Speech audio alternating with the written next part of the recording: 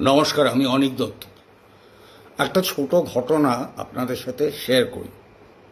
তো এই 1 মার্চ আমাদের প্রয়াত প্রাক্তন মুখ্যমন্ত্রী বুদ্ধদেব ভট্টাচার্যের জন্মদিন।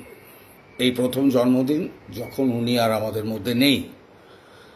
তো কিছুদিন আগে ওর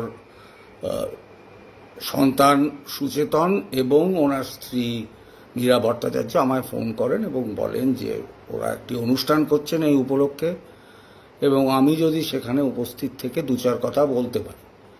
তাই আমি বললাম, প্রথম পার্টটা ঠিক আছে, উপস্থিত সেটা অবশ্যই আমায় অনুরোধ করার কিছু নেই, নিশ্চয়ই যাব, সময় মতো যথাস্থানে পৌঁছে যাব।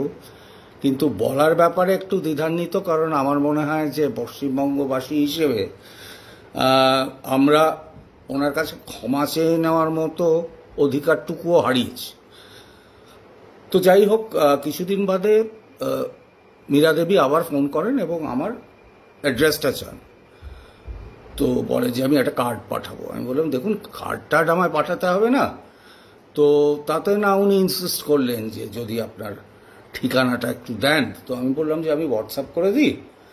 তো উনি বললেন যে যদি একটু আপনি বলে দিতে পারেন, অসুবিধা না হয়, তাহলে আমি লিখে নেব। তো আমি দিলাম। তারপর ওনাকে আমি জিজ্ঞেস করলাম কৌতূহলবশত যে আপনি কি হোয়াটসঅ্যাপ ইউজ করেন না?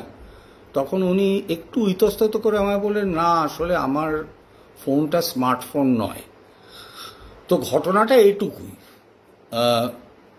খুবই তুচ্ছ, আবার তুচ্ছ নয়ও।